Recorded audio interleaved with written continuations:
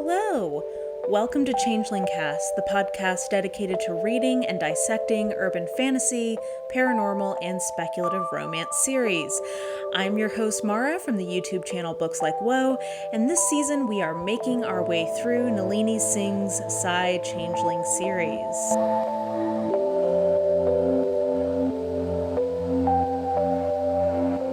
And this week we're talking about Silver Silence, and I have kind of the opposite reaction that I had to Allegiance of Honor, which we talked about last time, and I'm pretty surprised. I think this is the first time, you guys can, fact check me here, but I think this is the first time I remember liking a book better than I actually liked it on the reread. Now, not like drastically different, but I think this time, I remember when I first read Silver Silence and first reviewed it, I was looking at the review I wrote on Goodreads, and I acknowledged at the time, I think that there's some flab in this, but I just like it.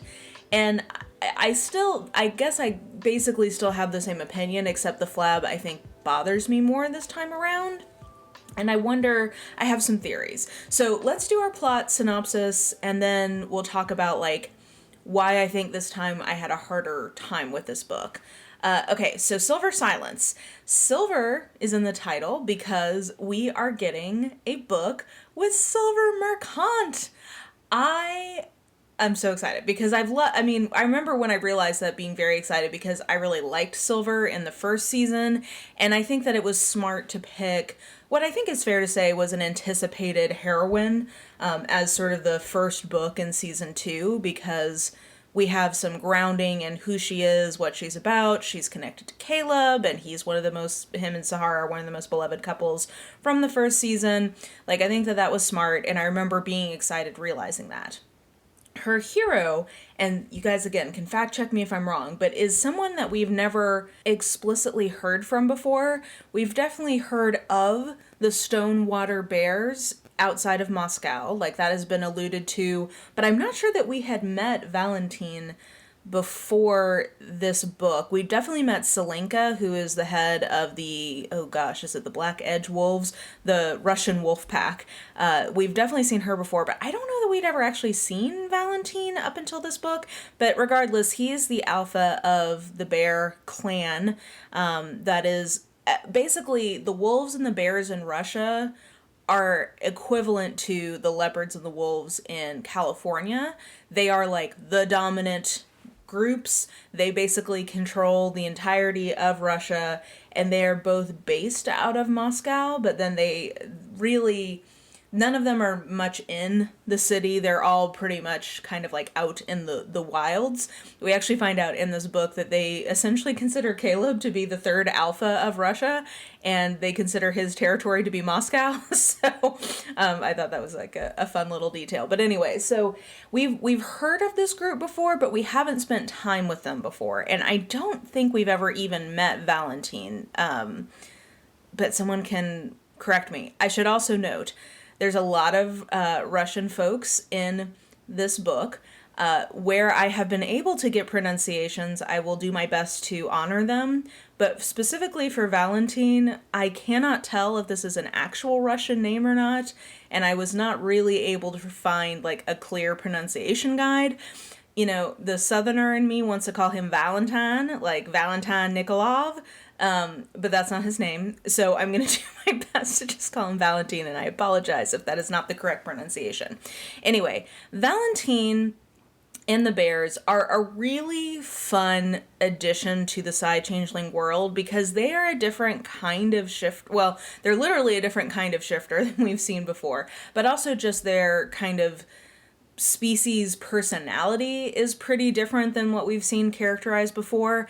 They are far and away the most sort of happy-go-lucky of the shifter groups we've encountered. They're all about having a good time, not taking life too seriously, kind of cutting up. And I would say, I don't think Nalini Singh really writes himbos, but Valentine is the closest thing to a himbo we get in Psy Changeling. But not because he's not smart, he actually is smart, and I think this is, well, again, we'll get into it, but he actually is pretty smart, but he's the most sort of happy-go-lucky, he's the most he's very blunt. They're often there's a lot of discussion about him not being subtle, and whenever he's trying to be subtle, he thinks about being sneaky like a cat.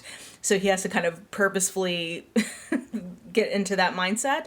So I will say that, well, okay, I feel like I'm getting into my critiques. Focus, Mara. Let's talk about the plot. Plot. Valentine has had his eye on Silver for quite some time, and he has been very slowly trying to start courting her. The book opens where he has snuck into her apartment building, and he is basically trying to court her, trying to flirt with her, etc. When he does that, he interrupts her breakfast. And pretty shortly thereafter, she starts to convulse. And we find out that bears apparently have like the sharpest smelling sense of any shifter. He immediately can smell the poison that she ingested as a part of her breakfast. Dun dun dun. So we have sort of like sorry, I keep getting into my critiques. I'm going to try to hold them back. We get into what appears to be a kind of whodunit thriller plot engine for this, because who has poisoned Silver and why? He is able to get in contact with Caleb, who immediately takes her to medical care, and Grandma Mercant comes, Ina, and between them they realize that probably Silver was poisoned by someone in the Mercant family, because she basically she has what they think is pretty much airtight security. So who else could it have been? It would only be people she trusted and wouldn't have known was there to poison her. So that is sort of like the inciting incident. And what they agree before Silver wakes up is that she's going to come and stay with the Bear Clan in their home base, which is called Denholm. So she's going to come to Denholm and hide out. That's the real purpose. To the rest of the world, it's going to be like, oh, the Mnet director is trying to make inroads and learn more about various groups and, making stronger connections across the races. So that's sort of like the official party line. That the reality is she's hiding out from this poisoner. So from here we get basically we have the romance and then the macro plot. We'll start with the romance. So as I said, Valentine has had his eye on Silver for quite some time. She realizes as the book goes on, she's been having an emotional reaction to him, even though she didn't classify it as such at the time. But he basically realizes that she is very likely his mate pretty early, and by the 50% mark, he's like completely sure that she is his mate. So she, however, has maintained silence, and she has done that because we find out as the book goes on that she has a designation of telepathy. She's like, I think a 9.3, so she's a very strong telepath, and her designation is a TPA. And prior to Silence, TPAs did not usually even survive childhood, because basically her telepathy acts, it almost is like connected into her auditory senses. So it is as if she can hear everything everywhere. And it basically, her shields are the only thing that is keeping the walls of all of that noise from being in her mind constantly and driving her mad. That shield, we also find out, is directly tied to emotion. So she realizes as the book goes on that her shields have already been eroding as soon as the Signet started disintegrating and she had to plug into the honeycomb, which involves, plugging into an E-Psi and having that level of emotional connectivity to someone. So her shields have been crumbling anyway, but she thinks that she literally has to maintain silence because otherwise she will go crazy and she will kill herself. So that is kind of what has kept her from having any openness in theory to Valentine. But she does realize the more she's in Denholm that her defenses against him have been eroding and that she is really drawn to him and she is really curious about what they could have together. And he sort of challenges her of like, hey, you thought this was the case, but you've thought a lot of things were the case in terms of kind of the rules of silence. Like, how will you ever know if you don't actually explore this. And she realizes that she does want to do that. There's some teasing back and forth between them about like her wanting to have like a sex experiment with someone. And ultimately she kind of just says like, yeah, I do want to see what it would be like. This is a safe space for me to do this because, you know, I'm with the most emotional of creatures. There's not going to be any judgment on me. And I kind of want to explore this with Valentine. And he's obviously ecstatic. So they start exploring that. Their relationship progresses. It's a very slow burn for the first half of it, which really works for me. I like a slow burn. And then once she kind of pulls the plug, though, it goes very quickly. Things escalate very quickly. They start, you know, having physical contact. They end up being sexually intimate. And then when she realizes that the issue she has with her shields are coming back, she also realizes that it's too late. Like, she can't really reconstruct them in the context of being still plugged into the honeycomb. So basically there's no way out for her. And because of that, she basically says, like, I would rather experience everything I can with you while I can. So around the like 50 to 60% mark, she goes full hog with Valentine and she accepts the mating bond and they are mated. So they are mated. And then he suggests reaching out to Ashaya and Amara because they were the ones who are working on that hive mind chip. If you'll remember that all the way back in book like 4 or 5. They were working on that, and so he basically says, like, you should reach out to them so that maybe they can recreate it and make one just for you and, like, customize it to you. And so, because it's either that or she's probably going to end up dying, they both agree that that's the right thing to do, and she's like, but what's going to happen? Like, if I'm emotionless again, I won't want to be your mate, or like it will sever the mating bond. Like, what's going to happen? And he basically is like, well, you're alive. Like, if you're alive, I can bear it. Bear. There's a lot of bear puns in this, but if you're alive, I can bear it. So like, this is what we should do. So they go forward with that.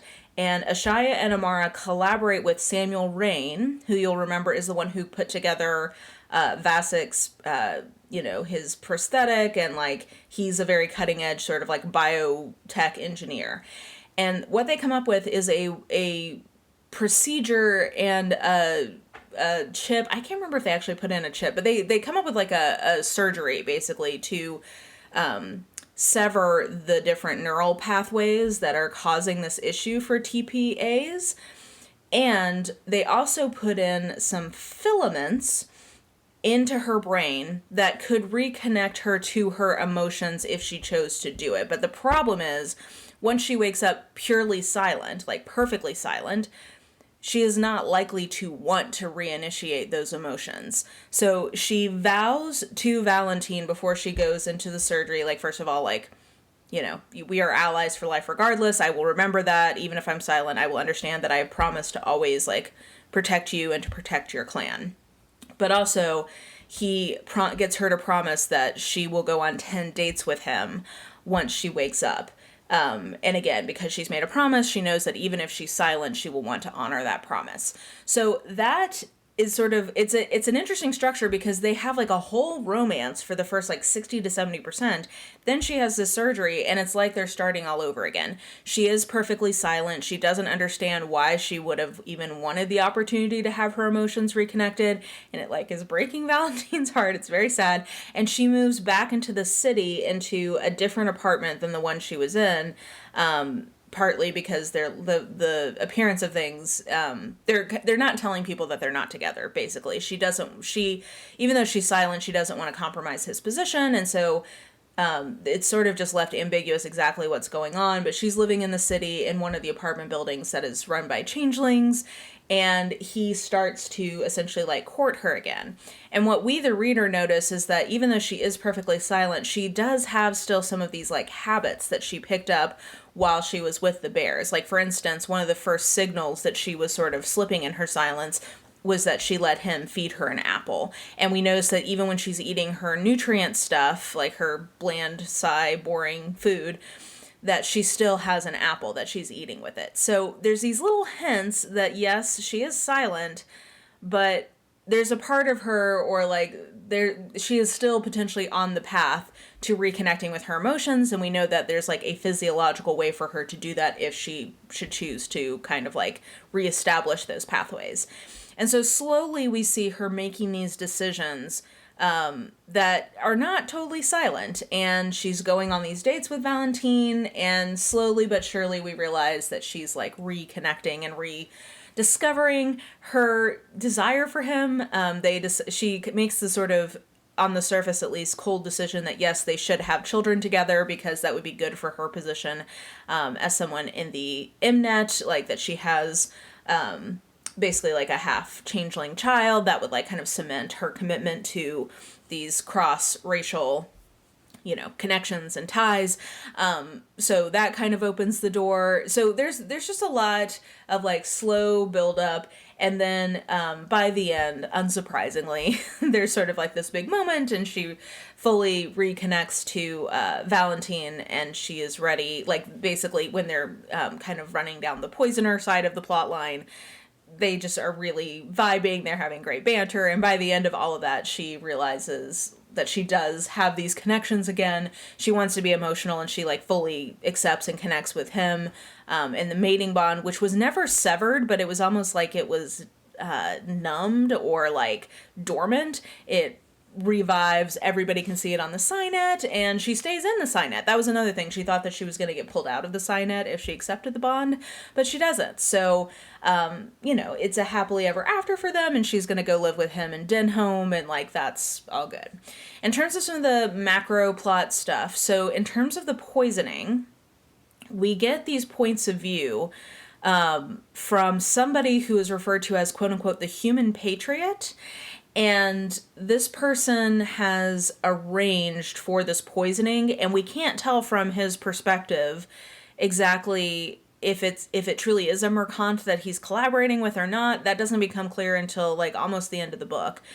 So he's the one who orchestrated the poisoning. He's also working with, oh gosh, what is it called? I think it's called HAPMA, which is the Humans Against Psi something. It's basically like a radicalized anti-Psi human group, and they are trying to court the Human Alliance to help them, but the Human Alliance is not into it, and they start having all of these human-directed terrorist events, basically saying it is better for humans to die than to become slaves to the Psi.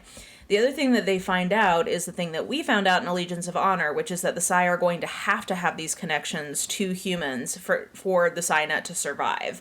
And they think that that means that the Psi are going to, like, control them into doing that. And the whole point of this is that the Psi can't control the humans to do that. It has to be voluntary. Like, that's a part of the whole, like, connectedness between the races, is that it has to be voluntary. And so we see that progressing. It's interesting because the rhetoric is very similar to pure Psi, but it's like the human equivalent. And we see them basically, there's like this initial big bombing in Moscow, which Silver and Valentine respond to. But then there's also all of these follow-up events around the world.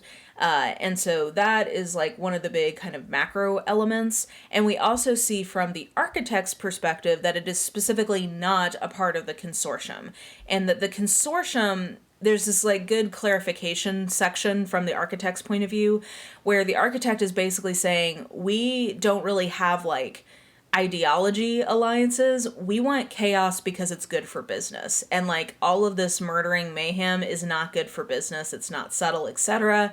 And the architect also realizes that they probably need to cull their numbers a little bit, because they may have taken on board with them some people who were more extreme than what it is that the consortium itself is wanting to do. Like, they don't want ideological extremists. They only want people who are against interracial cooperation because it eliminates business opportunities for them. So, I guess kind of following this line of the poisoner plot, they ultimately discover that the poisoner is Akshay Patel's organization. It was basically one of Silver's neighbors brought a guy home. He drugged her and then snuck into Silver's house during a orchestrated blackout across the grid. during that, he was able to get into her house and poison some of her food. And so he was tied to Akshay Patel. They find that guy, and then they get to Akshay through him. And Ina Merkant is the interrogator of him, and that is a very interesting moment. We also find out, by the way, interesting connection here. Ina's specific TK capability is a undocumented sub-designation because so few people have it, where she can control machinery, and I assume that that's an allusion to Dev Santos, that is he's the leader of the Forgotten, and that he basically can, become one with machinery. I'm assuming that that's meant to be a connection, that basically this has been a designation, but in the Signet it was so stifled. Well, Ina has that designation, and so when Akshay tries to kill her with a gun, he is unsuccessful because she just takes that gun away from him. So anyway, she interrogates him, and basically she sets him up, she threatens him and coerces him to the point where he's basically gonna be their, kind of mole and help them try to get in with the consortium and or this Hatma. Hatma? I can't remember right now, but he's gonna help them do that. So that is how the poisoner thing resolves, which is good because I think a lot of Silver's internal conflict in this one is the only people she trusts are her family, and if she can't trust her family, what does that mean? We also meet Arwen, who is her twin brother. They have different mothers, but the same father, and they happen to be born on the exact same day. So they are basically twins in the sense of, they have grown up completely together.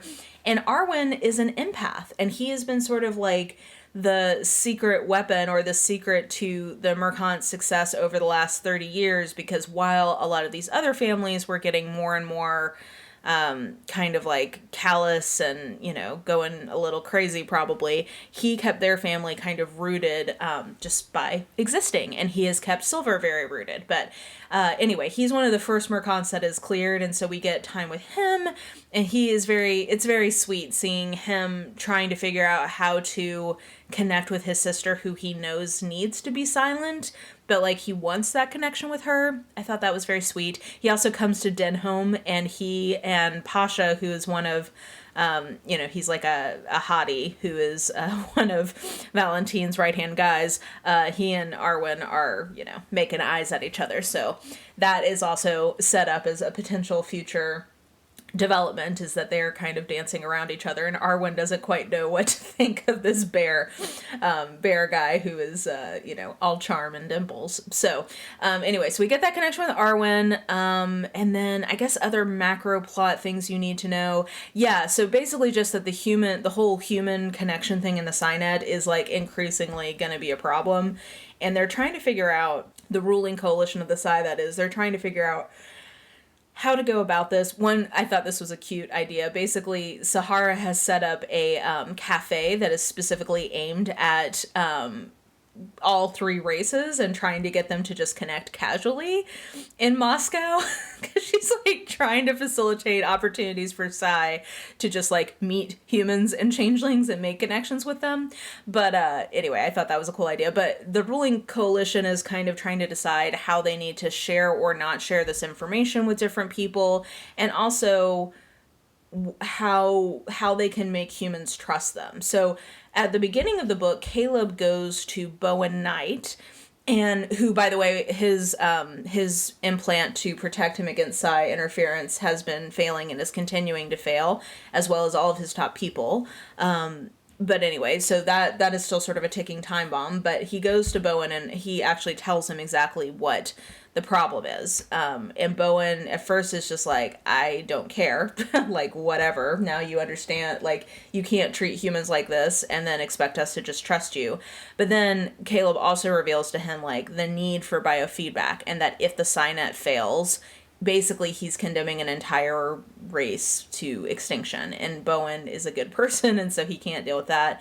And he's look, I just don't see how this is ever gonna work if humans can't trust you. So if you help us figure out how we could have shield implants that would keep Psy from being able to manipulate us, then maybe that would work. But, like, I don't see how this is going to work without that.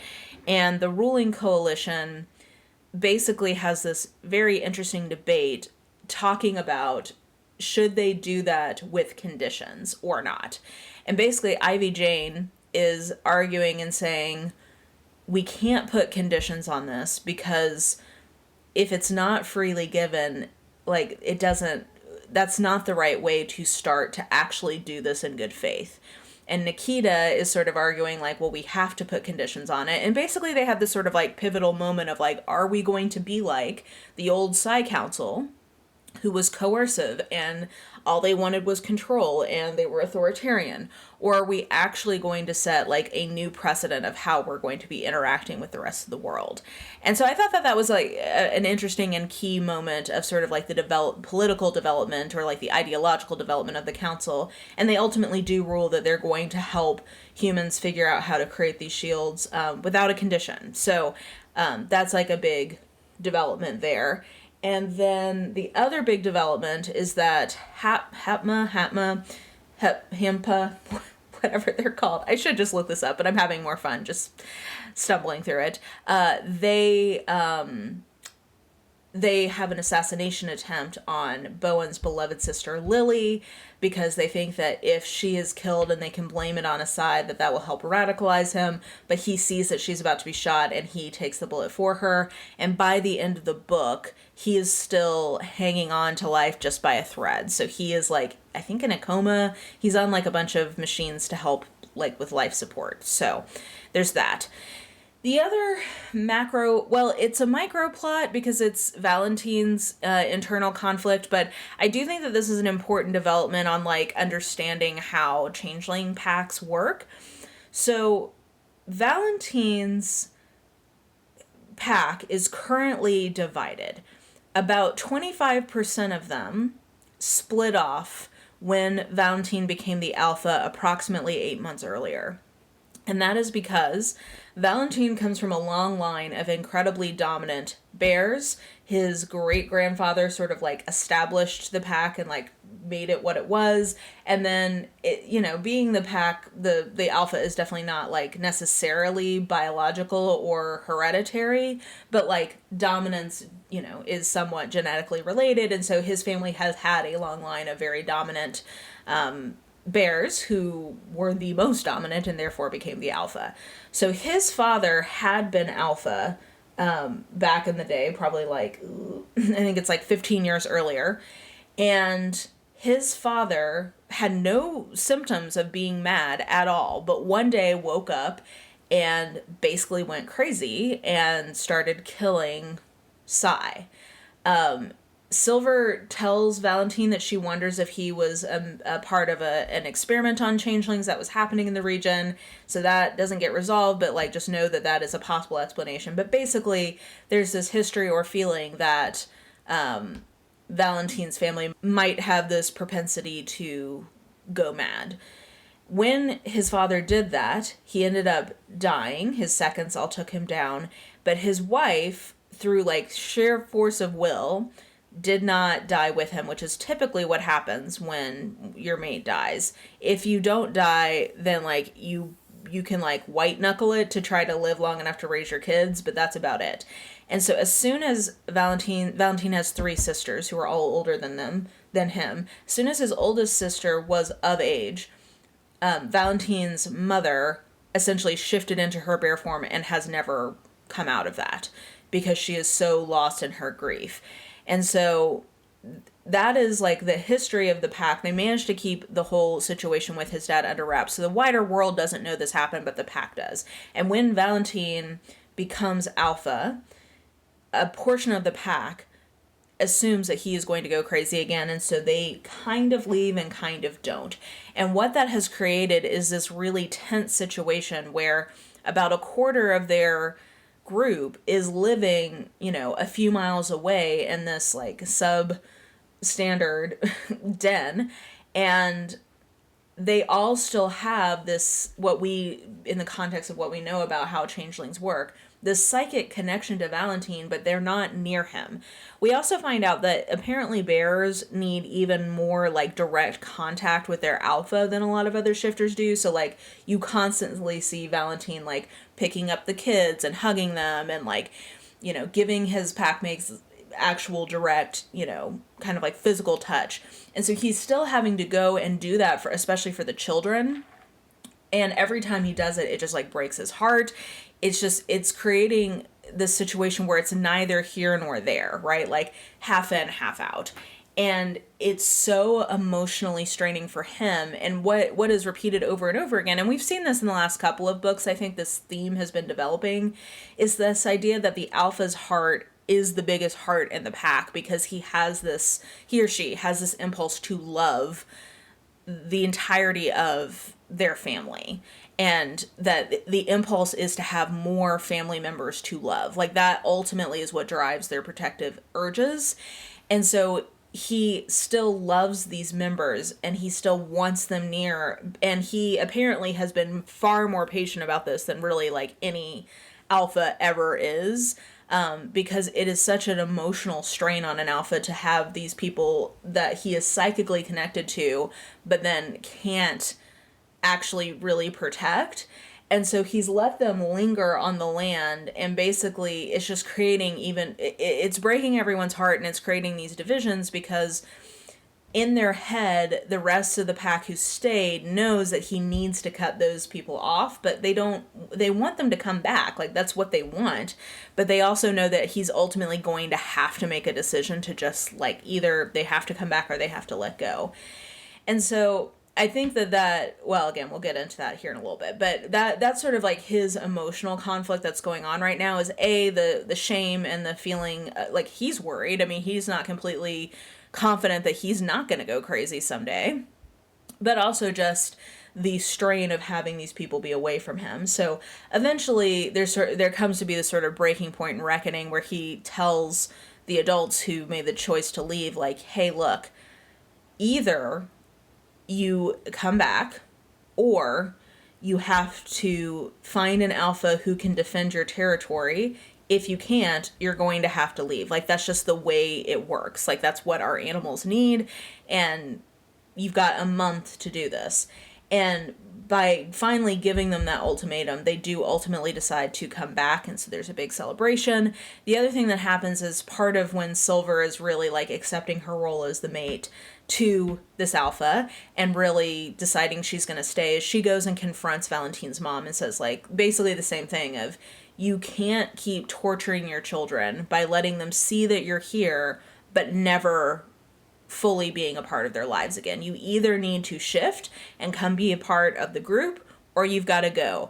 And if you don't leave, I will chase you off. Like, she really gives her the business. And so ultimately his mom also decides to return. And that's really, okay, so I think I've done most of the plot justice. So I can start finally giving you my thoughts, which is what I was like holding myself back from doing. So like on paper, a lot of things in this book I think make a lot of sense, and there's definitely parts of this book I find really satisfying. So for instance, I do really like that mirroring and that kind of establishment of who Valentine is with his ability to let the people he loves push him away for a long time, but him having that steadfastness and the ability, like, that is really, I mean, it's a beautiful message, basically, that his strength is that he can continue to love and to hold space for people who have really pushed him away and hurt him.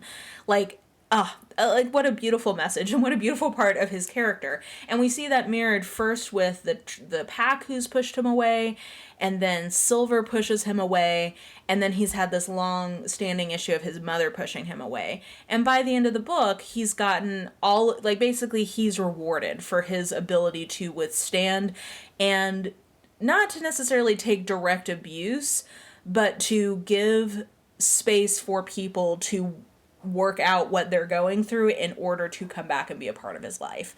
And, you know, I think you could get into a conversation about, like, when do you cut people off? And I do like that he does have this moment of clarity with the pack that's left of, like, okay, I've given you a lot of space, but this is as far as it can go. Like, I cannot bear anymore. So I like that we see him having a boundary. But I do also just love that this is a part of what makes him strong, and what makes him an alpha is not just that he's physically dominating, and we see moments of him kind of getting into action. He's apparently like the biggest bear of any of them, which is fun to hear described. But he does have the physical dominance. He also is very smart, despite him being, again, like I said, as close as Nalini Singh has ever gotten to making a himbo. He actually is very smart. And he is very sly, or he when he forces himself to like pause and think things through, he can, be a little bit crafty, etc. We also see him sort of using his innate charm to get information from people, and people are always exasperatingly just saying like, oh, bears. It's like you can't stay mad at them, and that's a part of their, ability to just kind of outlast people's anger at them. So, we see him being crafty, etc. But all that to say, I really like that a part of what his key sort of like strength as an alpha is that capacity to have enduring love that can withstand people trying to push him away. I think that's a beautiful message. So I like on paper that. I think the problem I have with this book upon rereading is that there is too much telling and not enough showing, which is something that I very rarely say about a Nalini Singh book. But I wonder if we had seen this pack established, maybe even just in Allegiance of Honor, if some of this would have felt more natural and less like I was just being told, because I really like all of the characters we're meeting. We definitely, the bears at this point have become a very beloved element of these books. Like in season 2, people really like seeing them. I like seeing them. I like hearing from them. They have a very distinct flavor of cozy community vibes, which we'll get into later. Like there is definitely a coziness to this bear pack.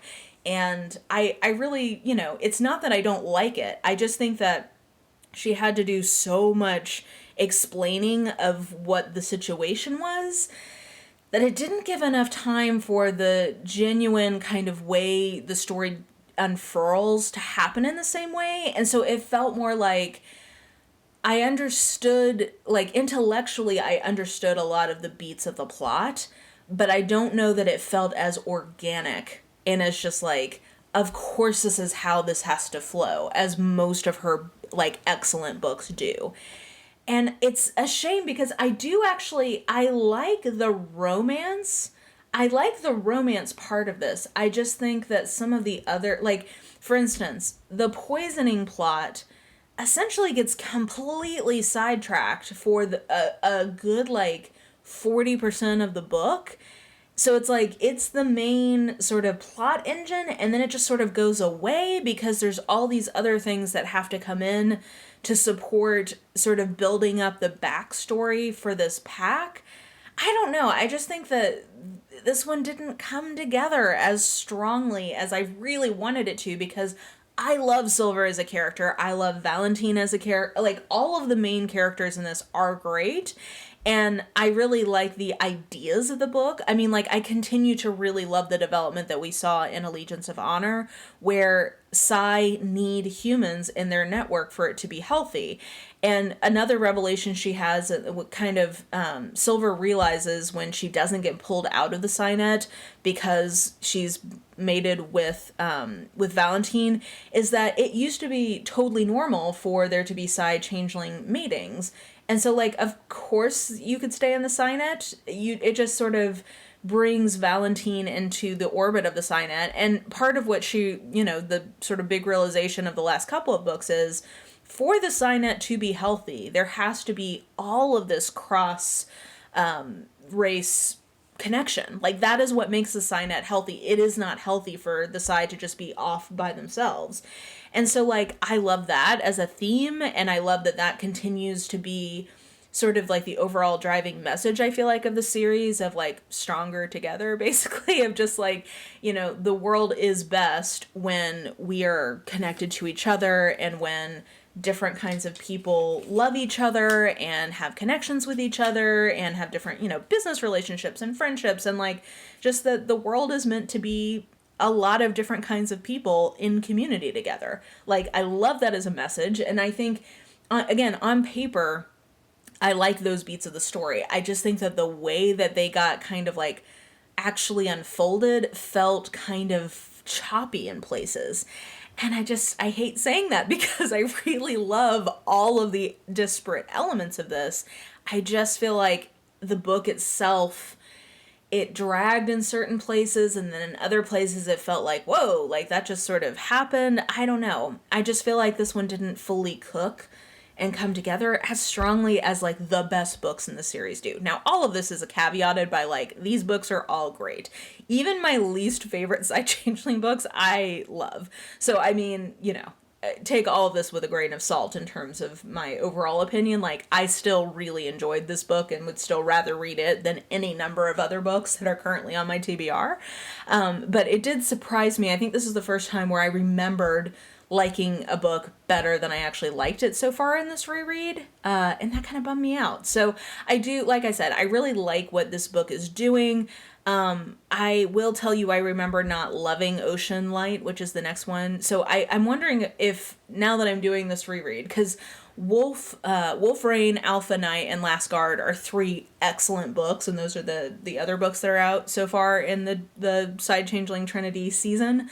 So it's not that like, oh, this book is just not, like the season isn't as good. It's not that. I'm just wondering if maybe it took a few books to sort of like get sort of the momentum back up for the second season. I mean, like, for instance, if you compare this as a first book in a season versus Slave to Sensation, there's just no comparison, right? Like, Slave to Sensation is an incredibly strong opening book, and it works both as a romance and as a first book in the macro plot sense.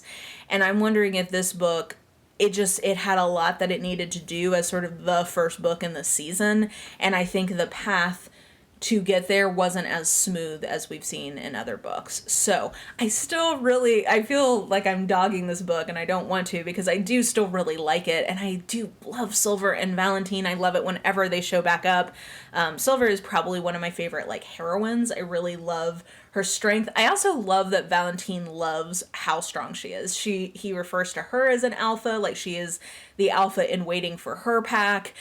He calls her Silver fucking Merchant. Like, he's like, yes, he loves her strength. He always is comparing to her to like a queen, that she treats everyone around her like she, they are kind of her subjects, not in a bad way, not in like a condescending way, but just sort of, she has that sort of just authoritative bearing about her, and that kind of regal, grace and natural authority that we think of as sort of like a queenly quality. So he loves that about her, and I love that about her. I love that she is so unapologetically competent, strong, but not in a like quote unquote kick-ass heroine kind of way, like not in a facile way, but just because, I don't know, we've seen her over the course of a lot of books, and it just sort of flows naturally from who she is. I also love her kind of having this new sense of her relationship with Caleb. Caleb actually at some point specifically is like, you need to stop calling me sir and just start calling me Caleb, because you are the director of Mnet, like basically saying like, we are peers in a way that maybe we weren't, or that we, I guess, certainly were not when you were just my aide.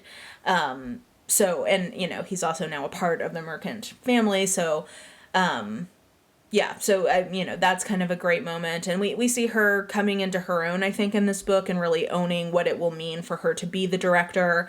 I don't know, I mean, like, I really like her a lot. She's one of my favorite heroines, I think, in the series, and I think it just bums me out that the book as a whole isn't better, because I like her so much, and because I like Valentine so much.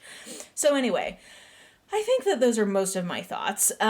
Getting into ratings, I will say cozy community vibes, I'm going to give it 8 out of 10 adorable bear cubs crawling up your legs. Like, this one definitely has a lot of coziness as we get to know the bear clan. We get to see what den home is like. It basically seems like it's always kind of a raucous party in the den. They're just like a bunch of good time gals and guys. So, the bears are just fun to hang out with. They have a really lovely sense of community, and it is very satisfying when that community is healed, and the ones who had left come back. So we'll give that 8 out of 10. In terms of political machinations, I'm gonna give this like 6 out of 10 fringe human extremists trying to murder, political figures. We definitely have political machinations happening. I wouldn't say that this one feels overly dominated by that stuff. It feels more just sort of like groundwork being laid. But yeah, I mean, it's definitely there, and I think it's what is there is satisfying.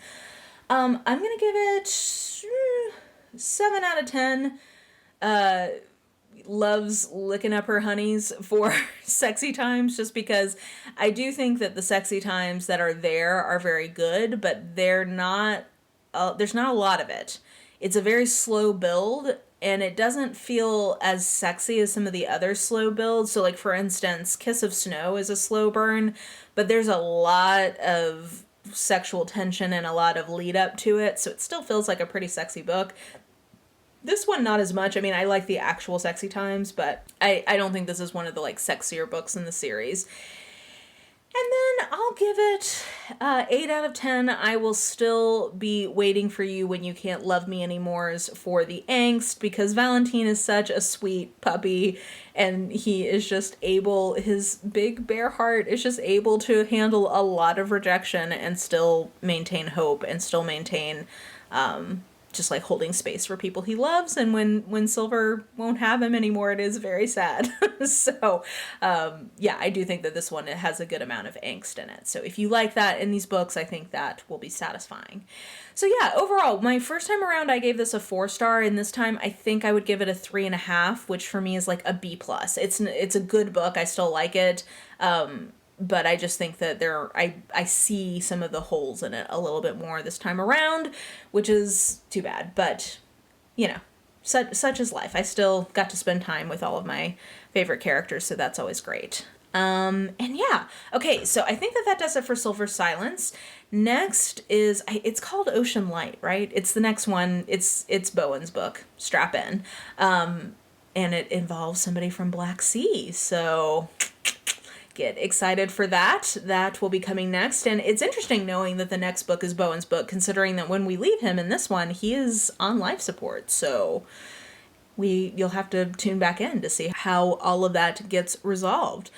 But yeah, I think that will do it for me. So if you enjoyed the podcast, do take a minute to rate and review. It helps other people find us. If you would like to talk more to me, you can follow me at Books Like Woe pretty much everywhere. I'm on Goodreads and YouTube and Twitter and Instagram and TikTok, all the things at Books Like Woe. You can find me there. And yeah, I think that will do it for me for now. I hope you guys are having an absolutely great day, and I will talk to you in 2 weeks to discuss Bowen's book. So I will see you then. Bye!